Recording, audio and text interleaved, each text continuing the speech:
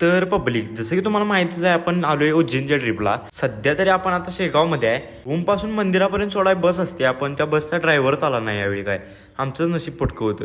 मग परीक्षा केली आणि मग गेलो. दर्शन झालं. आत काय मोबाईल देत नव्हतं, त्यामुळे व्हिडिओ पण काय मारलं नाहीत.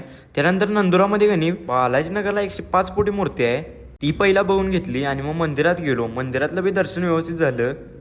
मंदिर परिसर पण एकदम असा खास होता बघायसारखा. गर्दी पण नव्हती एवढी काय, त्यात व्हिडिओ काढायला चालत नव्हतं, तरी पण मी व्हिडिओ मारलाय मूर्तीचा, तो बघून घ्या एकदा. परत ट्रॅव्हलिंग चालू केलं, कारण अजून पुढे जायला होतं म्हणजे ओंकारेश्वरला. आणि ओंकारेश्वर काय अजून जवळ नव्हतं. 4 ते 4.5 तास गेलं तेव्हा कुठं ओंकारेश्वरला आम्ही पोहोचलो. थोड्या आज जरा चालतच जावं लागतंय आणि ओंकारेश्वरला आज एवढी गर्दी होती की काय बोलायलाच नको. आणि वरडून पण एकदम व्ह्यू असा एकदम भारी येतोय. गर्दी एकदा बघून घ्या तुम्ही.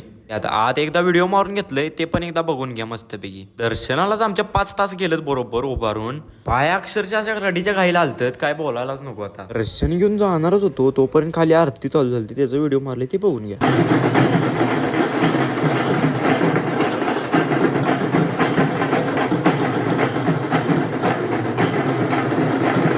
तिथेच असणारं दुसरं मंदिर म्हणजे ममलेश्वर मंदिर, ते पण लागलंच बघून घेऊया म्हटलो. आज तिथं काय व्हिडिओ काढायला चालत नव्हतं. तिथलं दर्शन झाल्या परत ट्रॅव्हलिंग चालू केलं आणि गेलो. त्यानंतर खूप ट्रॅव्हलिंग करून कोणी इंदोरला पोहोचलो आम्ही. इंदोरमध्ये आता म्हणलो जेवून घेऊया, कारण लय भूक लागली. पुढं काय जेवण मिळणार का नाही माहीत नाही, त्यामुळे लागलं जेवून घेतलं आणि परत निघालो ट्रॅव्हलिंगला.